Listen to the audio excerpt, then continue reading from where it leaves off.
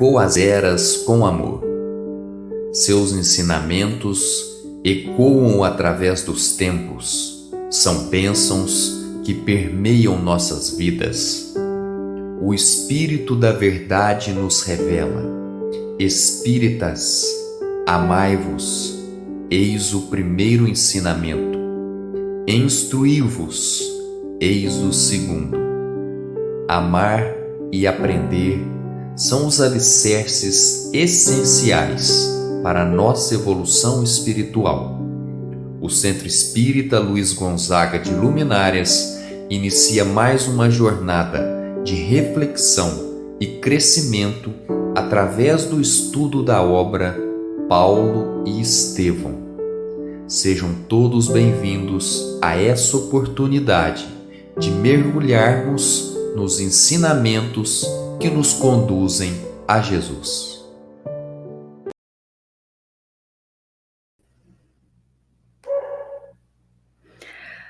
Boa noite, meus amados irmãos em Jesus. Boa noite, André. Boa noite a todos. Estamos aqui mais um dia para podermos continuarmos nessa obra que muito nos ensina. Não é verdade, Ana? Sim, boa noite. Estamos aqui começando mais um encontro do estudo da obra Paulo e Estevão. Encontro esse que é graças à nossa amada Casa Espírita, Luiz Gonzaga, da cidade de Luminárias, que concede a oportunidade de nós, mesmo distantes um dos outros fisicamente, possamos estar aqui, unidos com o coração em Jesus e com o pensamento elevado a Deus. Então sejam todos muito bem-vindos. Hoje nós estaremos iniciando um novo capítulo do livro Paulo e Estevão. Estamos no capítulo 4. Aqui, meus irmãos, nesta edição que eu e o André, nós estamos seguindo através dela, estamos na página 65. Então, eu acredito que já deu um tempo para que todos nós pudéssemos ler um pouco para estarmos aqui hoje. Mas, André e meus amados irmãos, antes de começarmos o capítulo 4 hoje, eu gostaria de convidar a todos para um momento de oração, para tranquilizarmos os nossos pensamentos e elevarmos até a Jesus o nosso coração, para que possamos iniciar o nosso estudo com o Cristo vivo dentro de nós, agradecendo aos bons espíritos por mais essa oportunidade e que possamos hoje ser preenchidos com os esclarecimentos desta grande história que tanto tem a nos ensinar e que a nossa alma possa se fazer simples e humilde para acolher estes ensinamentos, com Jesus sempre em nosso coração. E que assim seja. Meus irmãos e André, agora com Jesus ainda mais redivivo em nosso coração, eu convido para nós iniciarmos a nossa história.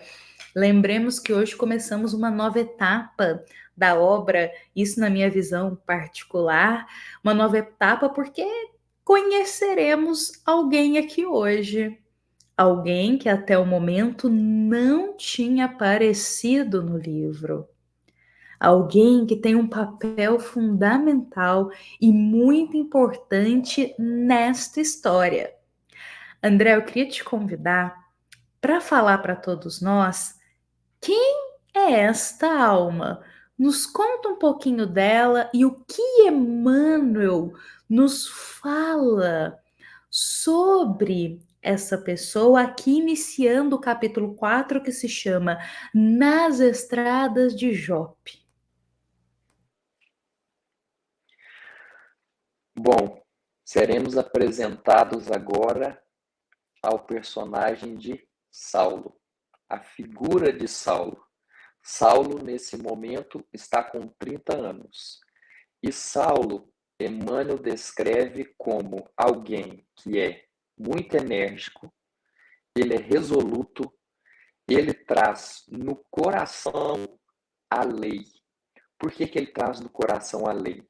Porque Saulo é um privilegiado. Saulo faz parte de apenas 1% da população masculina que recebeu o treinamento especial para poder interpretar os textos da Torá. E o que é a Torá no judaísmo? A Torá são os 5 livros de Moisés. Então, começamos com Gênesis, Êxodo, Levítico, Números e Deuteronômio. Saulo, então, era um estudioso e sabia tudo a respeito da Torá, dessas leis de Moisés. Então, a vida dele se pautava em verificar o que estava correndo dentro da lei. Ele fiscalizava as pessoas, as instituições, para ver se eles não estavam fugindo dessas leis. Então, é nos dito aqui também que Saulo, ele é uma pessoa que ele não admitia meio termo. Então, como ele era muito focado na lei, é a lei sempre. Então, não tem meio termo, não tem, cumprir uma parte da lei, a outra não. Para ele, não serve dessa maneira, tem que ser a lei total. Ele não admitia essa forma. E, com isso, ele era muito inquieto. E Emmanuel descreve aqui que ele era uma pessoa indômita, ou seja, ele era indomável, ele era, assim, não tinha o que segurava ele quando fosse para poder cumprir a lei. Só que, ao mesmo tempo, Emmanuel coloca uma qualidade que é muito interessante para todos nós. Coloca que ele tinha um coração generoso. Apesar de tudo isso, ele tem um coração generoso. E ele também, quando ele ordenava certas coisas, ele não admitia desobediência a seus propósitos. Ele era irreflexível quanto a isso. Então, se ele disse que era para fazer determinada coisa, a pessoa deveria fazer tudo, tintim por tintim, né? Ipsis literis. Ele mandou fazer coisa, faça igual ele mandou. Senão, aí você criava algum caso com Saulo. E ele diz também o seguinte, que a lei é acima de tudo. Acima de tudo, acima de todos, não interessa qual é a sua posição social, não interessa qual é o país de origem que você tem. A lei, ela deve ser seguida por todos. André, você descreveu muito bem Saulo para todos nós, inclusive essa parte da descrição que você traz está aqui no início do próprio capítulo. Eu complemento que Emmanuel diz que Saulo tinha um temperamento forte. Então pensemos naquele temperamento realmente assim inflexível. Talvez essa também seja uma palavra boa para a gente utilizar aqui. Então, como você coloca, ele colocava as leis acima das pessoas e das necessidades das pessoas. Então, vou trazer um exemplo aqui, talvez do dia a dia, só para a gente contextualizar como seria. Por exemplo, vamos supor que está escrito assim numa placa: podemos conceder água para as pessoas até às 10 horas da manhã. E aí chega uma mãe com 3 crianças necessitando da água, mas aí é 10 horas e 2 minutos.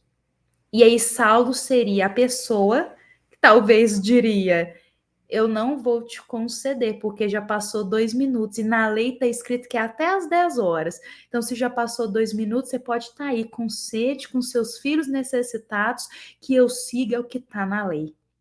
Então, eu penso nesse exemplo muito simples, mas muito simples, para a gente contextualizar talvez como seria esse perfil do Saulo.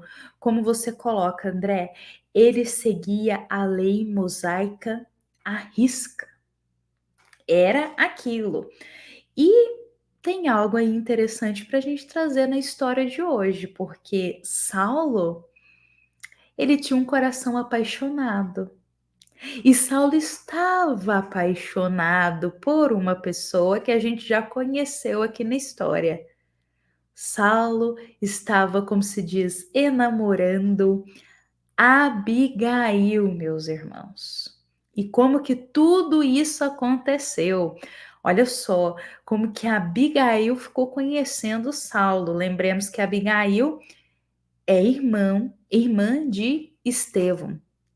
Lembremos que Abigail saiu da cidade escondida, tentando arrumar um lar para ela, porque o pai dela tinha morrido nas mãos dos romanos e o irmão dela tinha sido feito de escravo. E aí os soldados romanos, através da ordem do mais alto poder, separaram Estevão de Abigail. E ela nunca mais teve notícias do irmão dela. Então, a Abigail, a gente já trouxe isso aqui antes, ela foi adotada por uma família, um casal que tinha há pouco tempo também perdido o filho. Então, ela foi adotada por esse casal. Ela foi adotada no seguinte sentido: ela recebeu orientação de uma grande amiga, já mais velha da família, para ela buscar esse casal. E esse casal adotou ela, que abriu os braços para ela e acolheu ela como filha.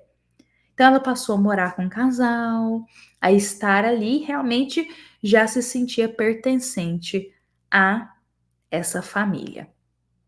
E Saulo teve aí um contato com Zacarias, que é o pai adotivo de Abigail. E através desse contato, ele conhece Abigail. Então lá eles têm os encontros deles e tudo. Ele acaba conhecendo Abigail e se apaixona por ela. E Abigail também se apaixona por Saulo. Só que André, Abigail tem um perfil muito diferente do Saulo. Enquanto Saulo era esse coração temperamental, indomável e 880, não era assim? Abigail já era diferente. Ela era mais calma, mais serena. Ela já tinha um coração mais flexível, no seguinte sentido de estar mais humilde. Eu acho que eu colocaria assim. A Abigail era mais humilde, mais simples de coração. Ela também tinha conhecimento profundo das leis de Moisés, porque isso foi passado dentro da casa dela, junto com o irmão dela. Mas a Abigail não levava tudo ao pé da letra. Ela colocava também o coração à frente. Então a gente vê dois perfis diferentes.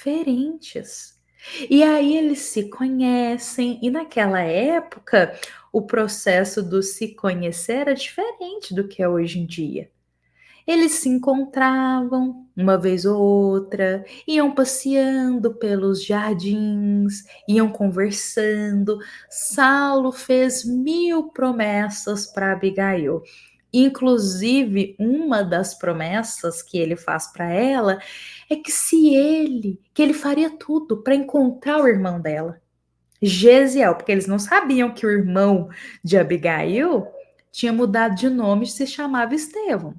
Abigail achava que ele ainda era Gesiel, conhecido como Gesiel. E aí Saulo diz assim: eu te prometo, vou fazer de tudo para encontrar o teu irmão, vou mover o que for necessário, porque Saulo tinha muito poder. Naquela época, André trouxe isso aqui para a gente.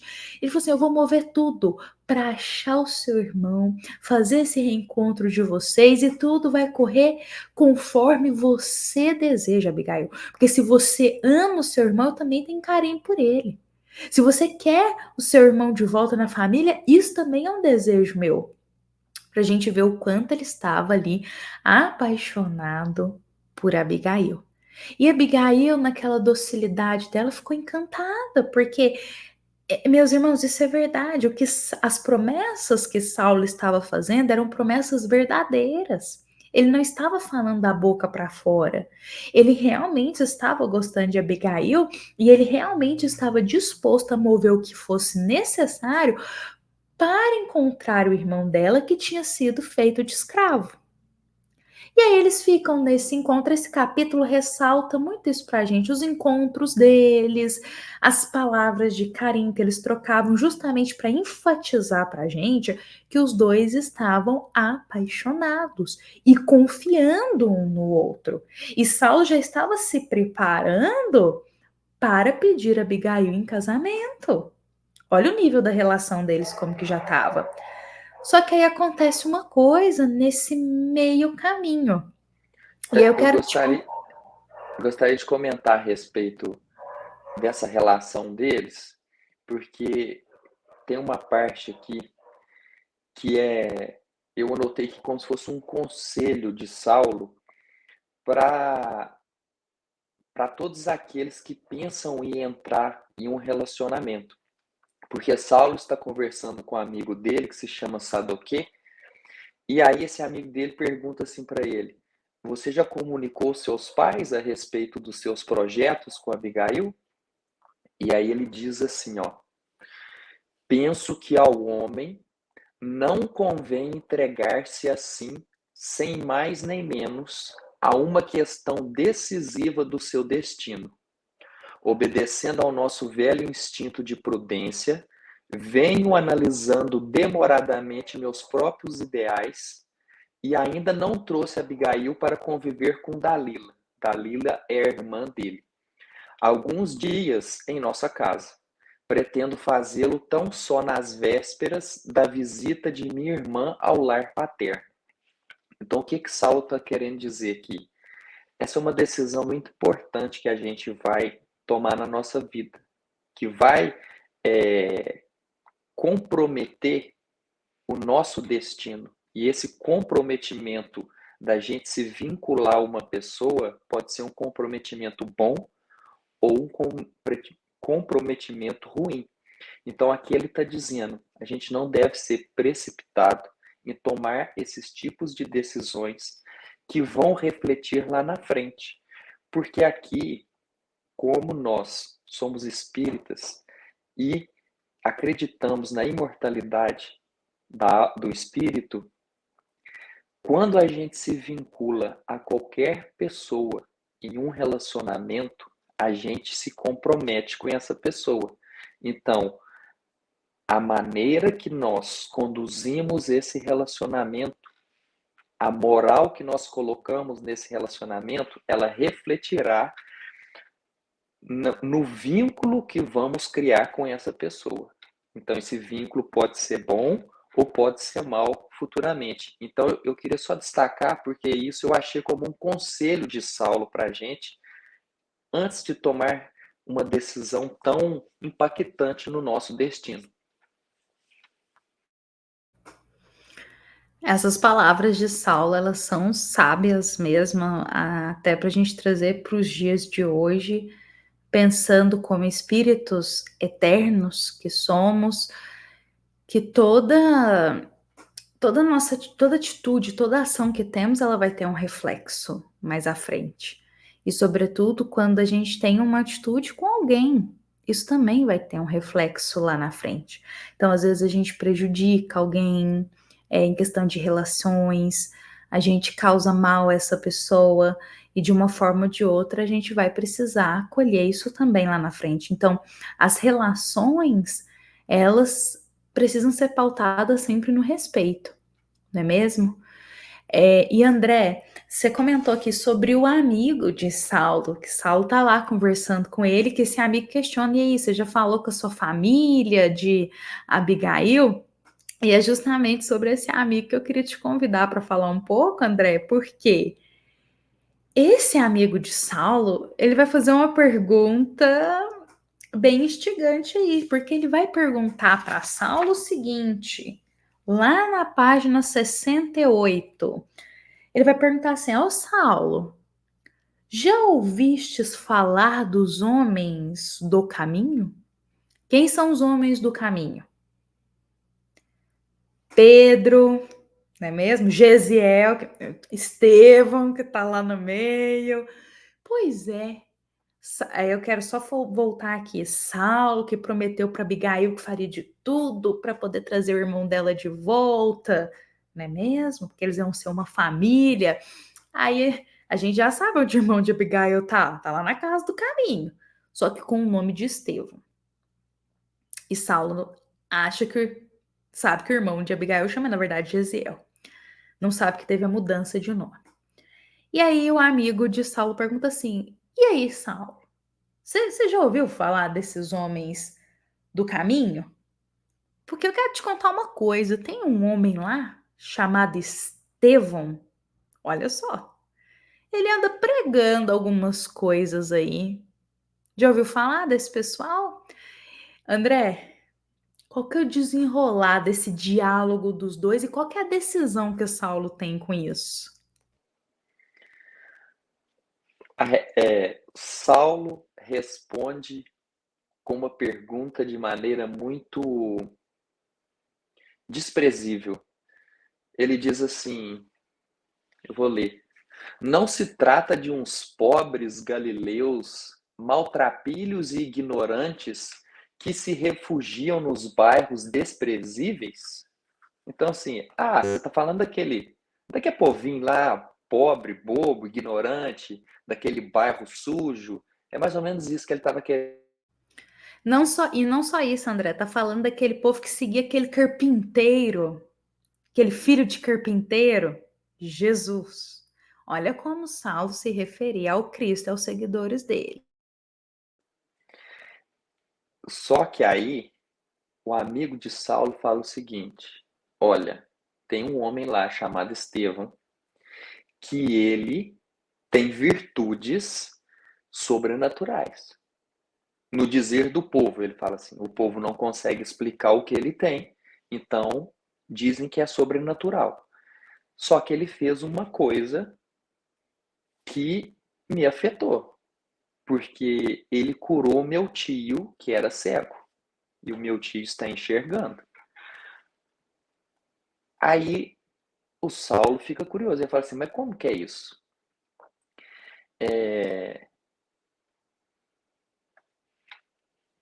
Ele responde dessa forma: como que pode o seu tio se submeter a uma coisa dessa? Isso é um absurdo. Isso não existe. Esse pessoal aí é fora da lei. Eles não acreditam em Moisés. Eles estão descumprindo as escrituras. André, você falou algo importante. Peraí, antes da gente continuar. Saulo disse que Estevão e esse povo, como ele fala, da casa do caminho, eram fora da lei. Por que Saulo considerava eles pessoas fora da lei? O que eles faziam de tão errado, André?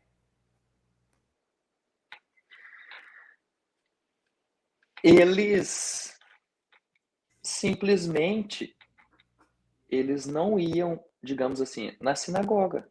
Eles Eles seguiam tinham, Jesus. Porque eles seguiam sim, Jesus. eles seguiam Jesus, mas eles não iam na sinagoga porque eles tinham a casa do caminho onde eles moravam e recebiam os necessitados, e ali eles passavam os ensinamentos dos evangelhos, né? O que Jesus tinha vivido, eles contavam para as pessoas e eles conseguiam fazer curas, conseguiam auxiliar essas pessoas. E aí Saulo vai dizer assim,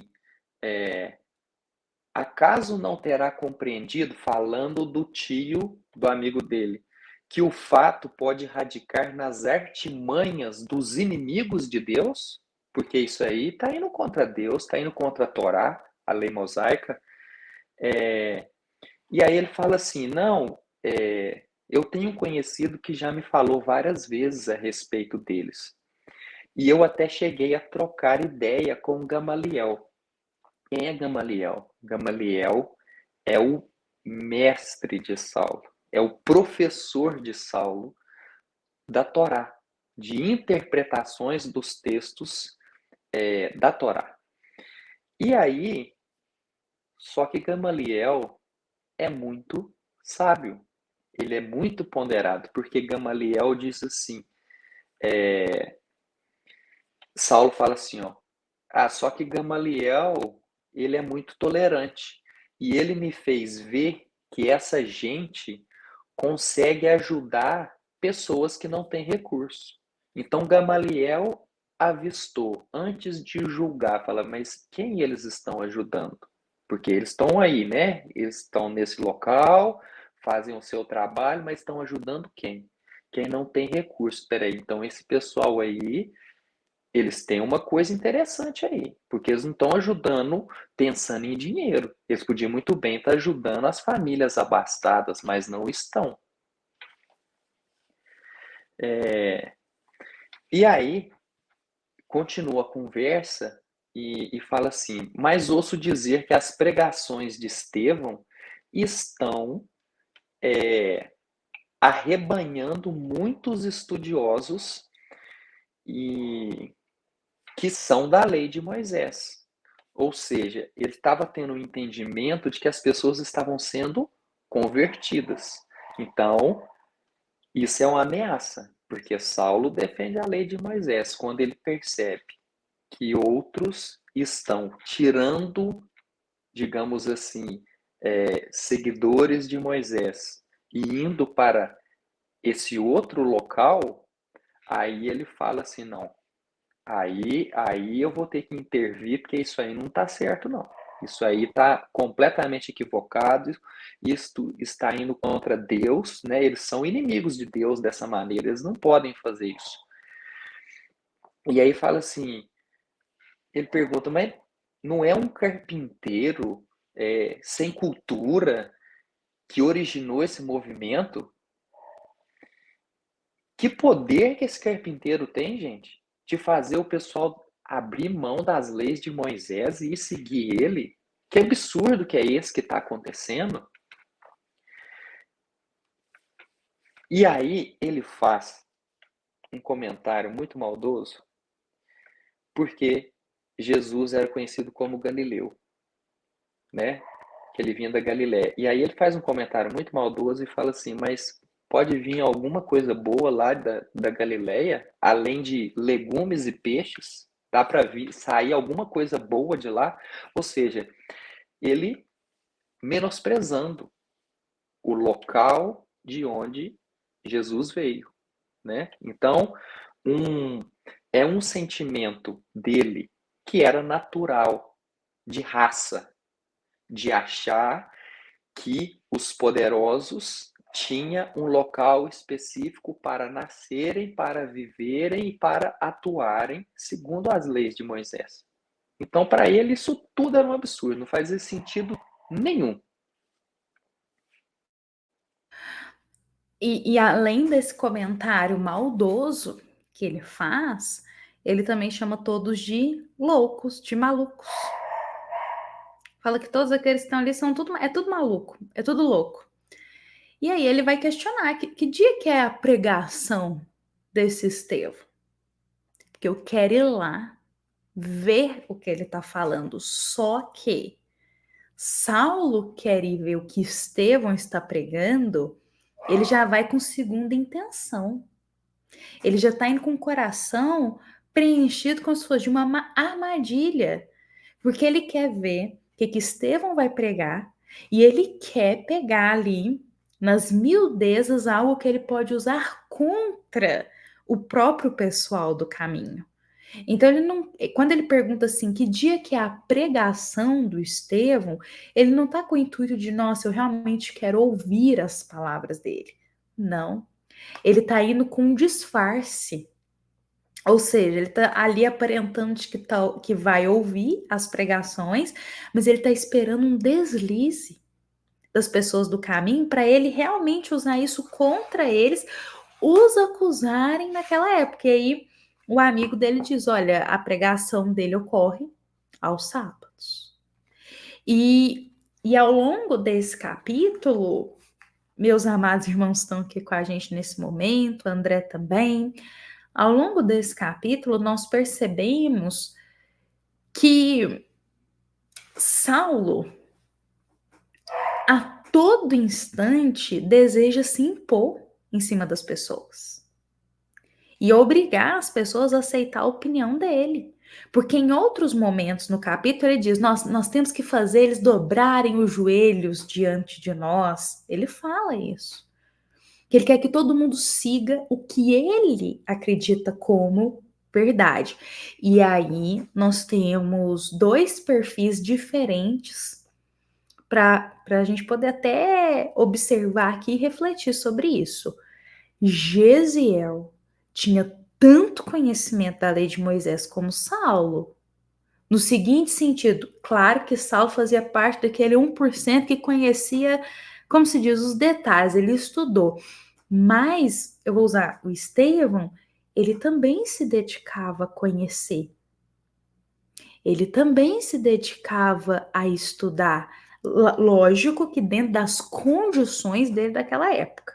Porque, como se diz, para você aprofundar na Torá, você tinha que ir como se fosse um dos escolhidos, não é mesmo, André? Mas Gesiel, Estevão, na verdade, ele já vinha recebendo esses ensinamentos dentro do lar dele. Então ele conhecia também sobre Moisés, conhecia as palavras da Torá, ele sabia. Saulo também. Só que os dois utilizam desse conhecimento de formas diferentes. Saulo utiliza disso de uma forma muito assim inflexível e abusando do poder do conhecimento que ele tinha e querendo que todo mundo fosse como ele, que acreditasse no que ele acreditasse, e aí de quem discordasse dele. Já Gesiel era mais, desculpa, quero usar Estevão aqui. Estevão já era mais simples de coração, ele tinha o conhecimento e muito conhecimento. E não só o conhecimento na vida física, é um espírito muito evoluído. Só que ele é tão simples de coração, por ser um espírito evoluído, que ele usa o conhecimento dele para ajudar as pessoas e não para obrigar as pessoas. Tem uma grande diferença nisso. E aí nós percebemos que Saulo ele começa a delinear um plano para começar uma leve perseguição ali contra esse pessoal do caminho, porque ele não admite qualquer pessoa que fugisse à regra. E nesse ponto, André, eu vou trazer uma reflexão aqui do Evangelho segundo o Espiritismo. Só para lembrar aqui a personalidade de Estevão, que no capítulo 3, quando ele é chamado de irmão por um desconhecido, ele quis saber o motivo, da onde vinha aquilo. Aí que foi explicado para ele, né? Que Jesus, que os seguidores de Jesus, os homens do caminho, se tratavam dessa maneira. E aí ele não respondeu com isso é um absurdo, isso não existe. Moisés não prega isso aí tá por fora, vocês estão comprometidos. Não, ele quis ir além, ele quis entender de onde veio isso. Então, para a gente ter uma noção da sua personalidade. Ele tinha abertura para poder ouvir também a opinião do outro. E é uma grande qualidade isso de uma alma, porque por mais que não concordemos com aquela opinião, com aquela visão da vida, nós temos a humildade de ouvir e acolhemos o que acharmos necessário no nosso coração, mas o mínimo é o respeito para ouvir, e Estevão tinha isso. E aí, André, como eu estava pontuando aqui, eu queria trazer uma reflexão, porque você disse algo muito interessante, que você partilhou que Saulo, ele era assim, tem que seguir a lei, e é desse jeito que tem que ser, porque se não for desse jeito, não está certo. Quem não seguir os ensinamentos divinos dessa forma, como se tivesse uma regra, uma equação, tá errado. E aí, André, me lembrei de uma passagem do Evangelho segundo o Espiritismo, que até fala sobre a maneira de orar. E eu acho que é algo que a gente consegue trazer para os nossos dias atuais. Nessa passagem do Evangelho segundo o Espiritismo, é nos colocado de uma forma bem clara que não existe uma forma correta de orar, uma fórmula. Ou seja, só se conversa com Jesus se você orar desse jeito, nesse horário, nesse local e se for X vezes. Aí Jesus te ouve. Oh, Deus só vai acolher a sua oração se for naquele templo religioso, se for só daquela forma e se for assim, nesse horário. E aí essa passagem do Evangelho nos traz esse ponto de vista para dizer que as coisas não são assim. Para a gente elevar o coração a Jesus, não tem um horário certo, um local que é só aquele local, e não tem uma maneira, uma fórmula. Não existe um número de palavras exatas. Não quer dizer que as preces maiores e mais floreadas são mais eficazes que as mais curtas, e vice-versa. Não tem nada disso. O orar é um momento íntimo com Deus, e cada um de nós fará da forma que se sentir mais conectado com o Pai. Algumas pessoas é através de uma conversa profunda com Deus, outras também recitando uma oração que conhece. Enfim, cada um tem a sua forma de orar. O importante, o que torna uma prece eficaz, é se ela sai do fundo do coração. Se aquelas palavras que são ditas do lábio ou do pensamento estão partindo do coração. Porque muitas vezes nós temos essa fórmula da prece e falamos da boca para fora. A gente nem sente o que está dizendo, só repete e repete. A prece ela tem que partir do coração, a gente tem que sentir na alma cada palavra elevada até o mais alto. Aí é uma prece eficaz. Não é a fórmula de uma prece, ou como tem que ser feita, ou no local que tem que ser feita. É como ela parte do coração. Aí a gente vê a eficácia de uma prece. E aí eu quis trazer esse ponto de vista, André, E a só para... justiça de Deus também, né? Porque se fosse a quantidade de palavras ditas, uma pessoa que é analfabeta, que não teve tanto acesso a estudo, então quer dizer que essa pessoa é prejudicada perante Deus, até mesmo no seu pedido, na sua oração. Então isso não faz sentido, né? Isso seria uma completa injustiça de Deus. Então, o coração que se coloca na oração é que é mais agradável a Deus. Sim, exatamente. O coração que se coloca numa oração é o que mais agrada a Deus. E é exatamente isso. Às vezes é uma prece simples de poucas palavras, mas que sai profundo do coração, muito mais do que às vezes uma prece floreada. E vice-versa. Mas aí, André, meus irmãos, eu estou trazendo essa visão da prece porque é uma maneira da gente aproximar essa rigidez que Saulo tem com a lei divina para os nossos dias atuais. Porque talvez hoje em dia a gente já não vê mais esse perfil tão nítido assim do Saulo, ai, tem que ser assim, assim, assim, e se não tiver tem perseguição, e se não tiver vai morrer. Hoje em dia a gente não tem mais perseguição dos cristãos. E não só a perseguição dos cristãos, mas essa questão dessa rigidez tão grande. Então, o que acontece? Nós aproximamos isso porque ainda tem essa rigidez muitas vezes no orar.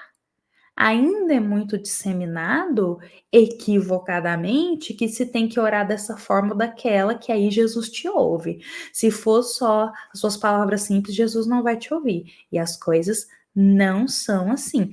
Inclusive, André, eu posso só fazer mais um adendo aqui nisso tudo? Outra passagem do Evangelho segundo o Espiritismo, preces pagas. Temos uma passagem dessa no Evangelho segundo o Espiritismo, como se a prece, pagar pela prece, fosse mais eficaz. E olha, isso ainda acontece na atualidade. muitos irmãos cobram para realizar uma prece a Deus em nome de outra pessoa. E essa passagem não é a Ana que está aqui falando, não é o André, meus irmãos.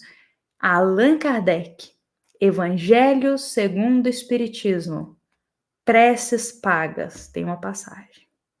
E que vai nos chamar realmente a atenção para pensar que o compromisso da prece é pessoal de cada um.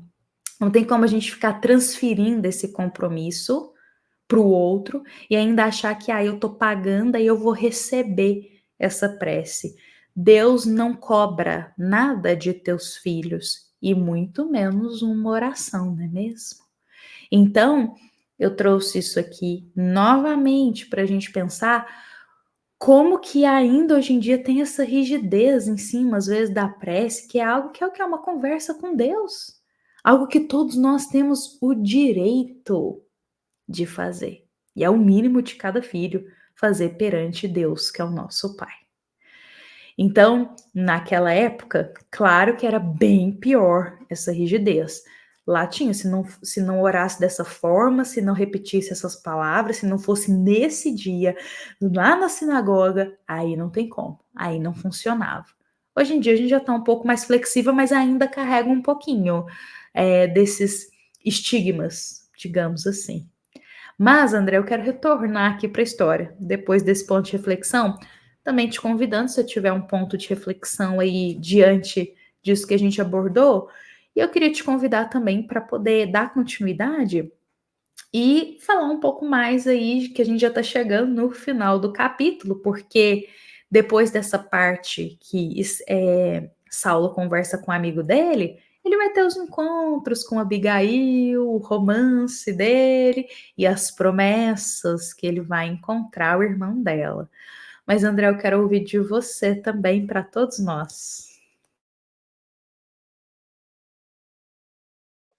Só para arrematar um pouco do que você disse, das preces pagas, né, e da prece mais agradável a Deus, eu acho que esse é um ponto que tem um ensinamento de Jesus, uma fala de Jesus que ela é crucial a respeito disso, que é: vocês estão coando o mosquito e engolindo o camelo. Ou seja, vocês estão preocupados com coisas tão mínimas, coisas tão minúsculas, e está deixando passar o muito, o essencial, o principal. Então, o principal de uma prece é conversar com Deus, seja lá como a gente consiga conversar com Deus, se é que a gente consegue, porque às vezes a gente nem consegue, a gente só agradece. Então, cada um tem a sua forma de se dirigir a Deus. E não tem uma maneira fechada num quadrado para se fazer isso. Cada um faz da sua forma. E lembrando também que no mundo existem 5.000 religiões. E é uma arrogância muito grande a gente achar que só a nossa é que sabe rezar para Deus. É só a nossa que tem essa conexão com Deus. Então, vamos refletir um pouco sobre isso. Mas para poder continuar aqui na nossa Ô, André, passagem. só uma coisa aqui, para todos os irmãos também que desejarem, capítulo 26 do Evangelho segundo o Espiritismo, item 3 e 4. Esse capítulo 26 vem nos dizer: dai gratuitamente aquilo que recebeu gratuitamente. É isso, exatamente isso. E aí aqui, no prosseguimento do diálogo de Saulo com o amigo dele, o Sadoquê, ele fala assim: não, eu tenho o meu ideal político de me tornar um rabino, e aí eu vou cumprir, eu vou lá fazer a lei, cumprir de maneira severa sobre eles, porque o Sinédrio estão muito tolerantes com esse pessoal aí. E eu vou fazer, olha as palavras dele: farei que todos os companheiros mudem de opinião e procedam como devem proceder, cumprindo a lei severamente. Ou seja, ele não se contenta em apenas ele está indignado com aquilo. Ele quer que todos tenham o mesmo pensamento que ele a respeito daquilo. E então ele fica sabendo, né, que a pregação de Estevão é no sábado, e ele vai se preparar para poder ir lá num sábado ouvir, né, que ele coloca aqui, né? Ele fala assim, ó, depois de amanhã iremos juntos apreciar aqueles idiotas.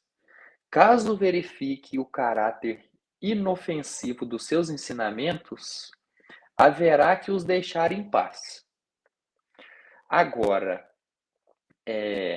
mas se for o contrário, se o que ele ensina é inofensivo para as pessoas, não compromete a lei de Moisés, pagarão muito caro a audácia de ofender nossos códigos religiosos na metrópole do judaísmo, ou seja, ali, no lugar, no ponto central do judaísmo, como é que eles têm coragem de querer ensinar outra coisa? Isso é um absurdo, isso não deve acontecer. E aqui mais à frente, quando Emmanuel retoma para poder falar de Abigail, ele fala uma coisa tão bonita da influência que Estevão e Saulo teve e tem na fé de Abigail. Porque ele diz assim, ó, Estevão semeou.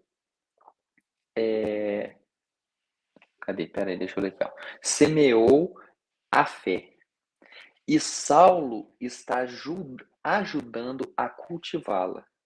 Então, olha que coisa bonita.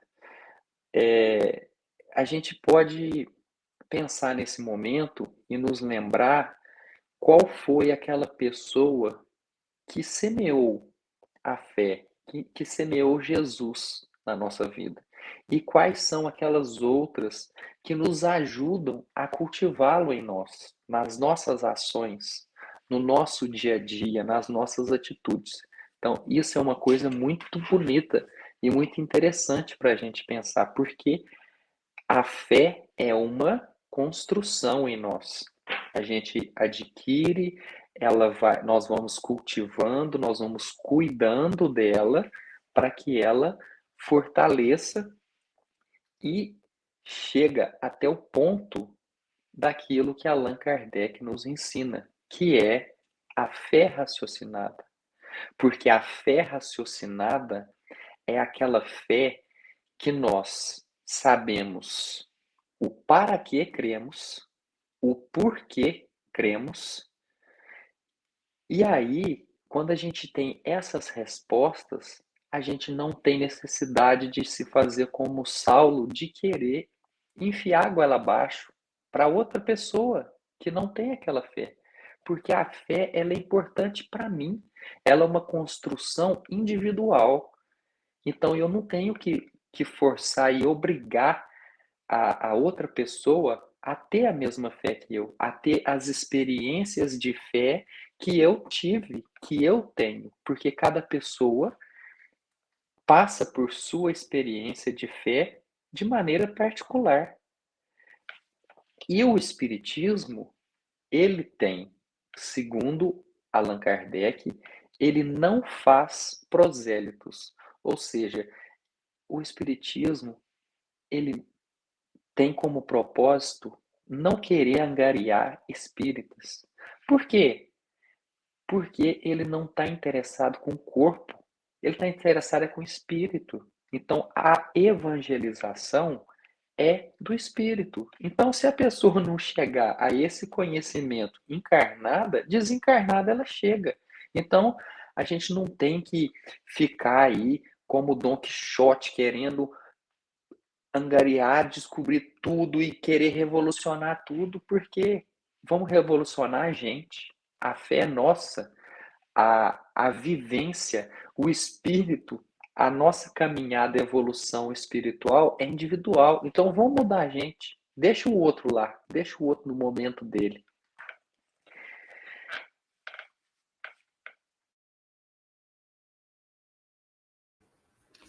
Exatamente. Jesus já dizia: não vades aos gentios. Tudo tem seu tempo. A gente mostra o caminho, mas a escolha é sempre do outro, ou de cada um de nós. André, eu acho que você trouxe uma reflexão aí bonita que eu gostaria até de finalizar com ela aqui para todos nós.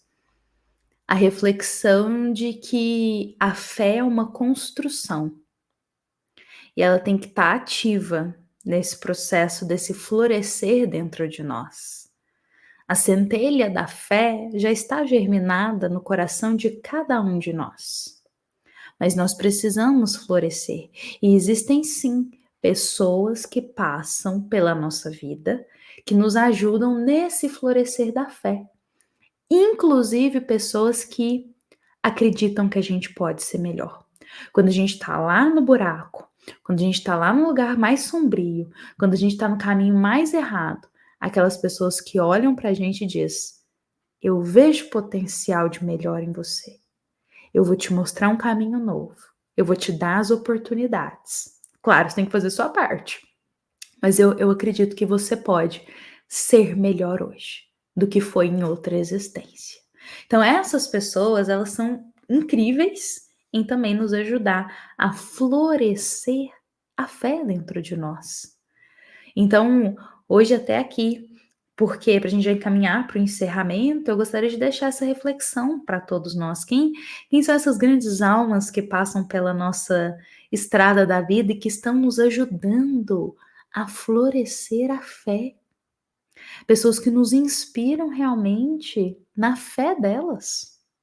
Isso nos ajuda também a cultivar a nossa fé. E eu estou dizendo isso que a gente está encaminhando para o encerramento, porque realmente esse capítulo 4, ele é um capítulo menor. Ele é um capítulo que foca nesse diálogo de Saulo com o amigo dele, o planejamento deles de ir assistir a uma pregação de Estevão e conta um pouco mais dos detalhes do romance de Abigail e de Saulo. Então vai terminar justamente nessas promessas de Saulo, de que ele vai encontrar e trazer de volta com todo carinho o irmão de Abigail. Só que tem uma coisa, daqui a 15 dias a gente se encontra para o capítulo 5. E aí no capítulo 5 é finalmente o momento que Saulo vai assistir a pregação de Estevão.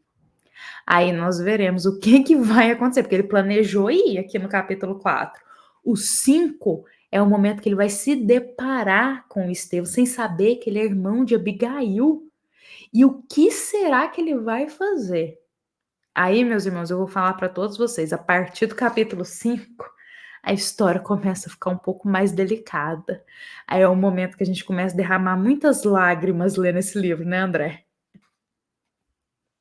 É verdade. Mas para não finalizar aqui com a gente falando, digamos assim, tão mal de Saulo, como lá atrás foi dito que ele tem um coração generoso, eu quero deixar aqui uma frase que ele diz para Abigail, que demonstra que sim, ele tem esse coração generoso e ele é apaixonado por ela, e ele também tem noção de que ele é uma pessoa impetuosa, que ele se move pelo seu raciocínio, mas nem sempre esse raciocínio dele, ele é um raciocínio bom, porque ele faz uma declaração assim para ela, ó: és o coração do meu cérebro, a essência do meu raciocínio, e serás a mão guiadora das minhas edificações em toda a vida. Então, ele tem noção de que a Abigail é mais ponderada que ele. Porque para ele fazer essa declaração dizendo você é o coração do meu cérebro, ele está dizendo eu penso muito, mas eu sinto pouco. Você sente mais. Então ele está querendo dizer que ele queria ter o que ela sente no que ele pensa. Porque às vezes aquilo que ele pensa é insensato, é insensível, né? É uma coisa que magoa, que machuca. Então, só para a gente finalizar aqui, né, e mostrar um pouco esse lado do Saulo, que apesar de tudo que nós dissemos, ele é um coração generoso. E aí vai exatamente naquilo que você disse, né, que certas pessoas enxergam em nós capacidades que a gente mesmo não enxerga. E Jesus é assim. Jesus enxergou em Maria Madalena o quê?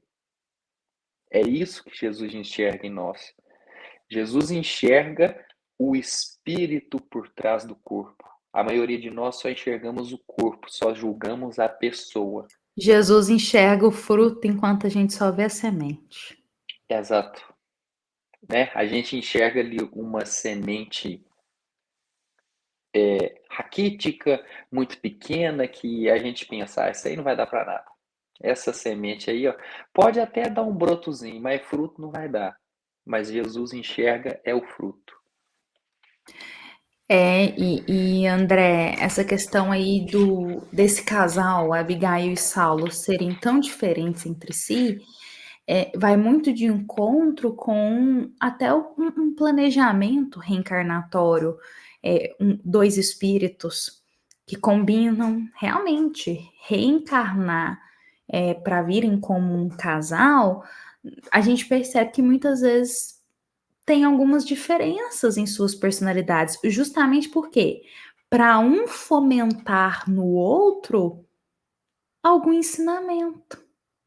Então, Saulo estava fomentando no coração de Abigail a fé, enquanto Abigail poderia fomentar no coração de Saulo uma paciência um pouco maior. E André, diante disso, eu também vou até complementando aqui, porque às vezes a gente diz, nossa, mas aquela pessoa, meu companheiro é muito diferente, e a gente às vezes quer alguém perfeito, sendo que nem nós somos perfeitos. A gente fica exigindo um companheiro ou uma companheira perfeita, ao invés de ter um olhar espírita da situação e compreender assim, bom, esse espírito tem algo para me ensinar. Se a gente está aqui constituindo uma família, seguindo a caminhada como um casal, esse espírito tem algo para me ensinar. Que virtude será que eu possa aprender dia a dia com esse espírito, sendo um companheiro, uma companheira minha de vida? E aí, André, eu concordo com você, não vamos ficar aqui com a impressão de que Saulo era a pior pessoa do mundo, porque ele não era. Emmanuel diz, Saulo tinha um coração bondoso. E Saulo reflete a todos nós nesse momento, que temos um lado de sombra, mas também um lado de luz dentro de nós. Só que Saulo, em certos momentos, dava mais voz a esse lado sombra dele. Em outros, ele dava mais voz ao lado luz, no seguinte sentido, mais nobre, edificante. Com a gente não é diferente. Nós temos as qualidades, nós temos as virtudes sendo trabalhadas, mas a gente também tem um lado bem sombra nosso. E convenhamos que muitas vezes, no dia a dia, a gente dá mais voz a esse lado sombrio, infelizmente. Então, Saulo, ele não era a pior pessoa do mundo, não. Ele era um espírito reencarnado na Terra, cumprindo a jornada dele, tentando se melhorar, tentando se aperfeiçoar, passando pelas lutas e pelos aprendizados, assim como todos nós. E geralmente os companheiros que temos, né, os nossos relacionamentos, são as pessoas necessárias para a gente poder evoluir, para a gente reduzir essa parte sombra em nós e aumentarmos a luz, né? Porque diante da nossa imperfeição, o outro tem uma qualidade, tem um caminho que consegue nos mostrar que aquela atitude nossa, aquele nosso comportamento, ele pode ser feito, agido de outra forma. A gente pode ter outra interpretação daquilo. Exatamente, precisa só de um pinguinho de humildade para enxergar, senão isso aí vai gerar conturbação. André, eu convido para a gente encerrar esse capítulo 4. Novamente, ele é um capítulo menor do livro mesmo, mas daqui 15 dias a gente se encontra para o capítulo 5 para saber como que vai ser essa reação aí de Saulo ouvindo as pregações de Estevão.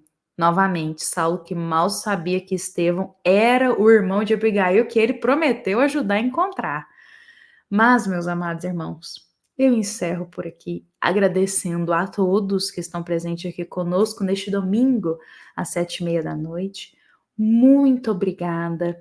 Lembremos que a nossa amada Casa Espírita, Luiz Gonzaga, da Cidade de Luminares, que nos concede esse momento de reflexão.